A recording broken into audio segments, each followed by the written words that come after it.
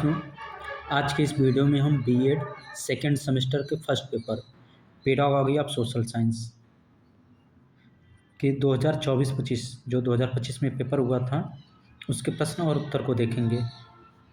तो वीडियो शुरू करते हैं। प्रश्न संख्या 1 है, ज्ञान और समझ के बाद कौन सा उद्देश्य आता है? प्रयोग, अनुप्रयोग, संश्लेषण, मूल्यांकन। ज्ञान और समझ के बाद अनुप्रयोग आता है। Option number B is right answer. अगला प्रश्न है, संशोधित ब्लूम के वर्गीकरण प्रणाली में समझ अंडरस्टैंड शब्द ने किस शब्द को प्रतिस्थापित किया था? ज्ञान, समझ, अनुप्रयोग, संश्लेषण। तो समझ शब्द को, अंडरस्टैंड को कंप्रीहेंशन, ऑप्शन नंबर बी समझ प्रतिस्थापित किया था। ठीक है। Which term was replaced by understand in the revised blooms taxonomy? Understand के स्थान पे कंप्रीहेंशन आया था, बोध के स्थान पर समझ आया था। ठीक। अगला प्रश्न, सामाजिक विज्ञान शब्द किसने गढ़ा था? Auguste Comte, Mirabeau, Karl Marx, Emile Durkheim. सामाजिक विज्ञान शब्द आगस्त काम्ट ने गढ़ा था। Option number A right answer. अगला प्रश्न है, शिक्षण के पुनर्बलन पर सर्वाधिक बल किसने दिया? Sigmund Freud, Skinner, Page, Thurstone. तो शिक्षण के पुनर्बलन पर सर्वाधिक बल स्किनर ने दिया। Option number B right answer. Bloom के वर्गीकरण में ज्ञान का उदाहरण निम्नलिखित में से कौन सा है? विश्लेषण करना, परिभाषित करना, मूल्यांकन करना, क्रिएट करना। तो ज्ञान का सबसे अच्छा उदाहरण ब्लूम के वर्गीकरण में कौन सा होगा? डिफाइन या परिभाषित करना। Option number B is right answer. अगला प्रश्न है, निम्नलिखित गतिविधियों में से कौन सी गतिविधि ज्ञान से संबंधित है? एक चित्र बनाना, याद से एक कविता सुनाना, दो सिद्धांतों की तुलना करना, एक प्रयोग तैयार करना। ज्ञान से संबंधित कौन सी होगी? याद से एक कविता सुनाना। Option number B right answer. अगला प्रश्न है, ज्ञान को लागू करने का एक उदाहरण क्या है? एक केस स्टडी का विश्लेषण करना, सीखे गए सूत्र का उपयोग करके गणितीय समस्या को हल करना, एक लेख का सारांश बनाना, एक राय का बचाव करना। तो ज्ञान को लागू करने का एक उदाहरण क्या होगा इसमें? सीखे गए सूत्रों का उपयोग करके गणितीय समस्या को हल करना। Option number B right answer. अगला प्रश्न है, सामाजिक अध्ययन शब्द कब प्रचलन में आया? When did the term social studies come into prevalence? कब आया था? 20वीं शताब्दी में। Option number C is right answer. अगला प्रश्न है, कौन सी शिक्षण पद्धति सक्रिय जुड़ाव और व्यवहारिक अनुभवों के माध्यम से सीखने की सुविधा प्रदान करती है?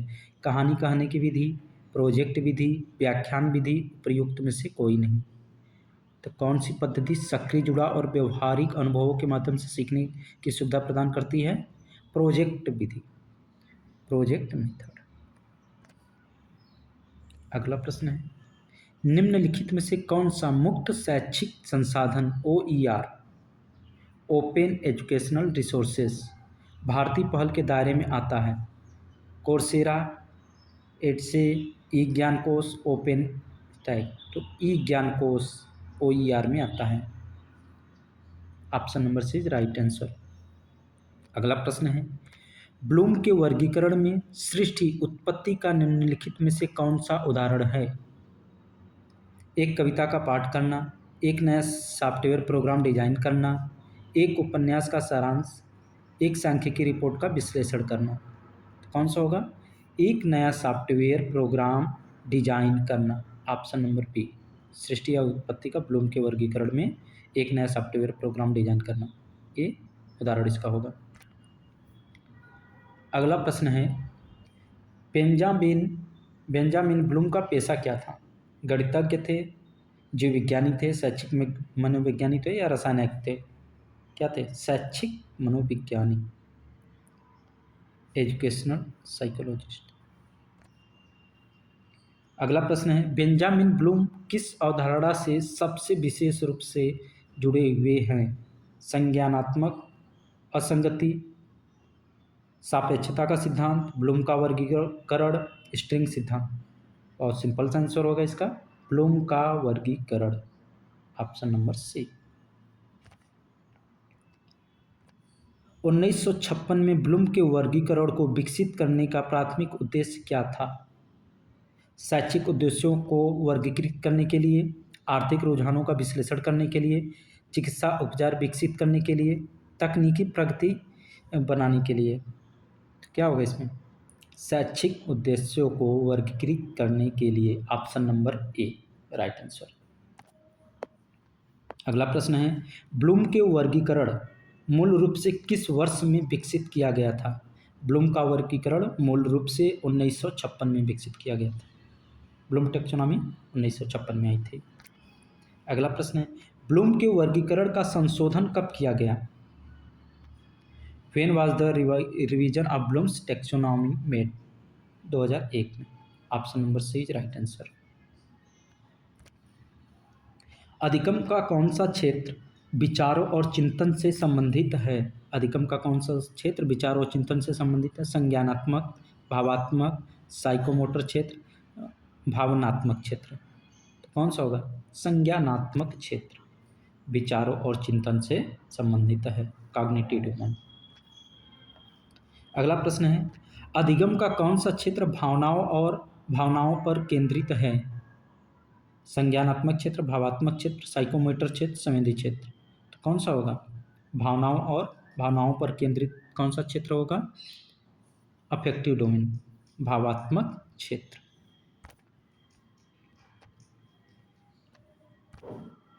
मनोगतिक क्षेत्र में क्षमता का एक उदाहरण क्या है? टंकण या टाइपिंग, याद रखना, प्रशंसा करना, तर्क करना। तो मनोगति के क्षेत्र में क्षमता का उदाहरण टंकण या टाइपिंग है, option number A right answer. सीखने का कौन सा तरीका भावनात्मक क्षेत्र से जुड़ा हुआ है? विचार, सोच, भावनाएं भावना, क्रियाएं करना, धारणा या समझ। तो इसमें क्या हो जाएगा? भावनात्मक क्षेत्र से भावनाएं या भावना, option number B is right answer.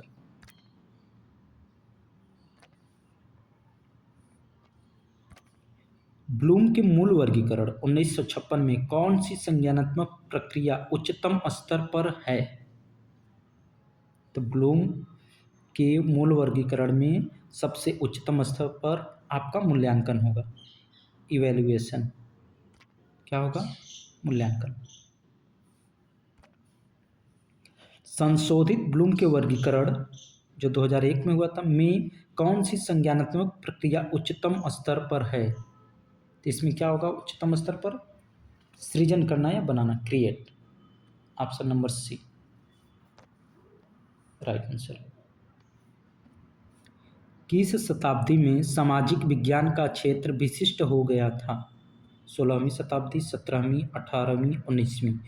तो सामाजिक विज्ञान का क्षेत्र विशिष्ट 19वीं शताब्दी में हो गया था। अगला प्रश्न है, सामाजिक अध्ययन के शिक्षण के संबंध में माध्यमिक शिक्षा आयोग की मुख्य सिफारिश क्या थी? सामाजिक अध्ययन के शिक्षण के संबंध में माध्यमिक शिक्षा आयोग की मुख्य सिफारिश क्या थी? इतिहास और भूगोल के अध्ययन को समाप्त करना, गलत बात। सामाजिक अध्ययन के व्यापक शीर्षक के तहत सामाजिक पर्यावरण और मानवीय संबंधों को पढ़ाना, option number B right answer होगा। सामाजिक विज्ञान मुख्य रूप से क्या अध्ययन करता है? प्राकृतिक घटनाएं, मानव समाज और उसके विभिन्न पहलू, तकनीकी प्रगति, जैविक प्रक्रियाएं। तो सामाजिक विज्ञान मुख्य रूप से मानव समाज और उसके विभिन्न पहलू के बारे में अध्ययन करता है, ऑप्शन नंबर बी राइट होगा। भारतीय स्कूलों में सामाजिक विज्ञान शिक्षा के तहत आमतौर पर कौन से विषय शामिल किए जाते हैं? भारतीय स्कूलों में सामाजिक विज्ञान शिक्षा के तहत आमतौर पर कौन से विषय शामिल किए जाते हैं? इतिहास, भूगोल, नागरिक शास्त्र, अर्थशास्त्र और समाजशास्त्र।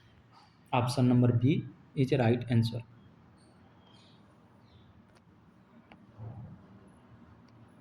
अगला प्रश्न है, प्राकृतिक विज्ञान, सामाजिक विज्ञान और मानविकी के बीच मुख्य अंतर क्या है?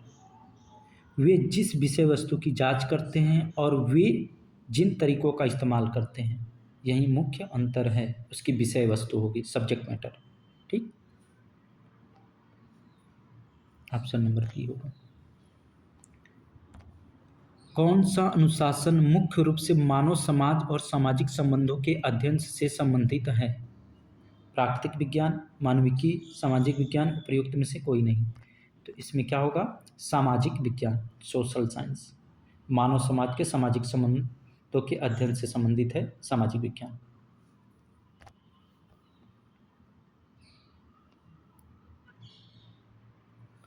कौन सा क्षेत्र दायरे में बड़ा है? सामाजिक अध्ययन या सामाजिक विज्ञान, या दोनों बराबर हैं, या शैक्षिक संदर्भ पर निर्भर करता है?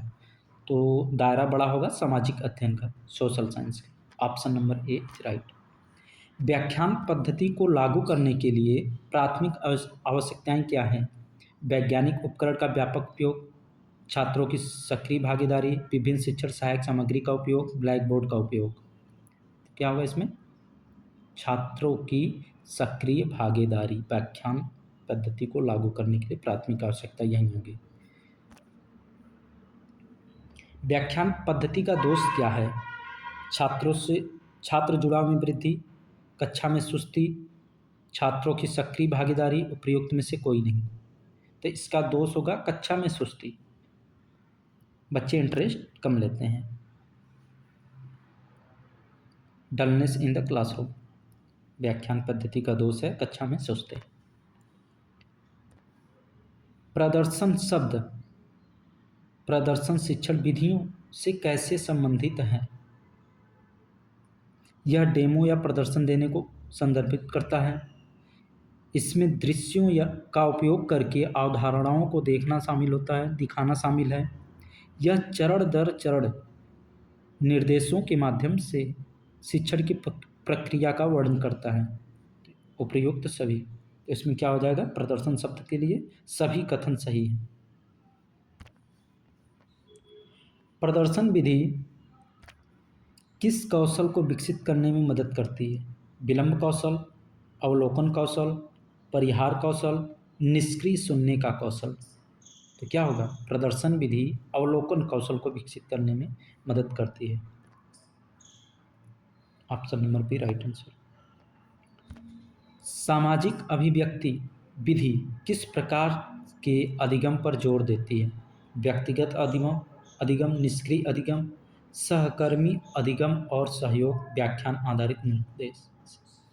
तो सामाजिक अभिव्यक्ति विधि किस अधिगम पर जोर देगी? सहकर्मी अधिगम और सहयोग पर, peer learning and collaboration. Option number C is right answer. अगला प्रश्न है, व्याख्यान सह प्रदर्शन विधि में शिक्षक क्या करता है? केवल एक व्याख्यान देता है, केवल व्यावहारिक प्रदर्शन आयोजित करता है, एक व्याख्यान देता है और एक व्यावहारिक प्रदर्शन के साथ इसका अनुसरण करता है, बिना किसी स्पष्टीकरण के प्रयोग करता है। तो व्याख्यान सह प्रदर्शन विधि में शिक्षक एक व्याख्यान देता है और एक व्यावहारिक प्रदर्शन के साथ इसका अनुसरण करता है। Option number C is right answer. अगला प्रश्न है, स्रोत विधि का क्या अर्थ है? स्रोत विधि का क्या अर्थ है? केवल द्वितीयक स्रोतों का उपयोग, आधुनिक शिक्षण सहायता उपकरण का उपयोग, शिक्षण के दौरान मूल स्रोतों और सामग्रियों का उपयोग, केवल सैद्धांतिक ज्ञान पर निर्भर रहना। तो स्रोत विधि का अर्थ क्या होगा? शिक्षण के दौरान मूल स्रोतों और सामग्रियों का उपयोग। Option number C right answer. परियोजना विधि की अवधारणा के साथ कौन सा शिक्षक जुड़ा हुआ है? John Dewey, Maria Montessori, William H Kilpatrick, Friedrich Froebel. तो कौन है? William H Kilpatrick. परियोजना विधि की अवधारणा किससे है? William H Kilpatrick. पर्यवेक्षित अध्ययन में पर्यवेक्षक क्या भूमिका निभाता है? पर्यवेक्षित अध्ययन में पर्यवेक्षक की भूमिका क्या है? पर्यवेक्षक अध्ययन सत्रों में सक्रिय रूप से भाग लेता है। पर्यवेक्षक सहायता प्रदान करता है, अवधारणाओं को स्पष्ट करता है, सवालों के जवाब देता है और प्रगति की निगरानी करता है। Option number B is right answer.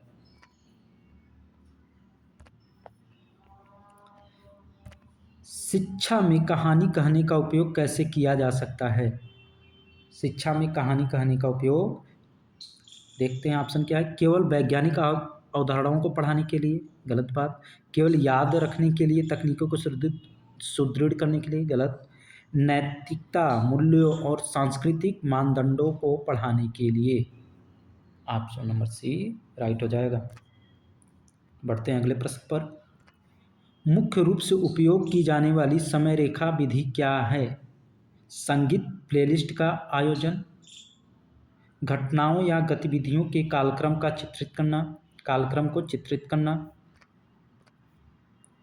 दैनिक भोजन की योजना बनाना, व्यक्तिगत वित्त पर नजर रखना। मुख्य रूप से उपयोग की जाने वाली समय रेखा विधि क्या है? घटनाओं या गतिविधियों के कालक्रम को चित्रित करना। Option number B right answer होगा। अगला प्रश्न है, छात्रों के लिए समय रेखा विधि कैसे फायदेमंद है? वे घटनाओं को और अधिक भ्रमित करते हैं, गलत बात। वे छात्रों को ऐतिहासिक घटनाओं को व्यवस्थित तरीके से समझने में मदद करते हैं। ऑप्शन नंबर बी सही हो जाएगा। निगमनात्मक विधि की एक विशेषता क्या है? निगमनात्मक विधि की एक विशेषता क्या है? छात्र केंद्रित दृष्टिकोण, शिक्षक केंद्रित दृष्टिकोण, सहयोगात्मक शिक्षा, अनुभवात्मक शिक्षा। इसका राइट आंसर क्या हो जाएगा? Teacher centred approach. Option number B शिक्षक केंद्रित दृष्टिकोण निगमनात्मक विधि में। बढ़ते हैं अगले प्रश्न पर। निगमन विधि आमतौर पर कैसे शुरू होती है? विशिष्ट उदाहरणों और ठोस विवरणों के साथ, या छात्र जनित विचारों के साथ, अमूर्त नियमों, सामान्यीकरण या सिद्धांतों के साथ, हाथों पर गतिविधियों के साथ। तो निगमनात्मक विधि अमूर्त नियमों, सामान्यीकरण या सिद्धांतों के साथ शुरू होती है। ठीक। अगला प्रश्न है, कौन सा अनुक्रम निगमनात्मक विधि के दृष्टिकोण का सबसे अच्छा वर्णन करता है? मूल से सार तक, विशेष से सामान्य, सार से कंक्रीट, सूत्र के लिए उदाहरण। तो निगमनात्मक विधि का दृष्टिकोण सबसे अच्छा वर्णन क्या करेगा? सार से concrete, abstract to concrete. Option number C is right answer होगा। सूचना की प्रस्तुति के संबंध में आगमनात्मक विधि में किस बात पर जोर दिया जाता है? ठोस उदाहरणों की तुलना में सार्वभौमिक सिद्धांत, सूचनाओं का निष्क्रिय अवशोषण, विशिष्ट उदाहरणों और अवलोकनों से सामान्य निष्कर्ष तक पहुंचना। यही हो जाएगा आगमन विधि में। पहले उदाहरण बताएंगे, उसके बाद उसका अवलोकन करेंगे, फिर लास्ट में निष्कर्ष पर पहुंचेंगे आगमन विधि में। Option number C right answer.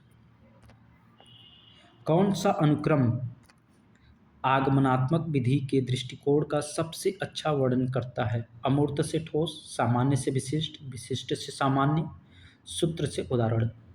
तो आगमन विधि में होगा विशिष्ट से सामान्य। Option number C right answer. Option number C right answer, विशिष्ट से सामान्य, स्पेशल टू जनरल। अगला प्रश्न है, मूक शब्द का क्या अर्थ है?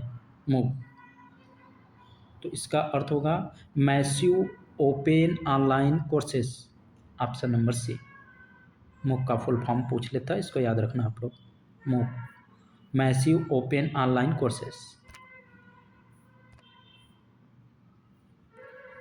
अगला प्रश्न है, निम्नलिखित में से कौन मूक की प्राथमिक विशेषता है? नामांकित कॉलेज के छात्रों के लिए विशेष पहुंच, विशिष्ट भौगोलिक स्थानों तक सीमित गलत बात है। इंटरनेट कनेक्शन वाले किसी भी व्यक्ति के लिए खुला, पूर्व पेशेवर अनुभव वाले प्रतियोगियों के लिए प्रतिबंधित, गलत। क्या होगा इसका right answer? Option number C, internet connection वाले किसी भी व्यक्ति के लिए खुला है, मैसिव ओपन ऑनलाइन कोर्सेस।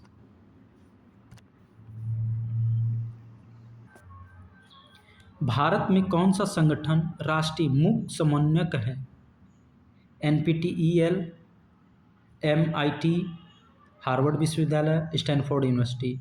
तो भारत में कौन सा संगठन राष्ट्रीय मुख्य का समन्वयक है? ये है NPTEL। Option number A right answer होगा। आज का लास्ट प्रश्न देखते हैं। निम्नलिखित में से कौन भारत में राष्ट्रीय मुख्य समन्वयक नहीं है? UGC, NCERT, IGNOU, MIT। तो राष्ट्रीय मुख्य समन्वयक कौन सा नहीं है? MIT। Option number D, option number D right होगा। आज हमने 1 से लेकर 50 प्रश्न को देखा। अगली वीडियो में इसका जो सेकंड पार्ट आएगा उसमें प्रश्न संख्या 51 से लेकर 100 तक देखेंगे। ठीक।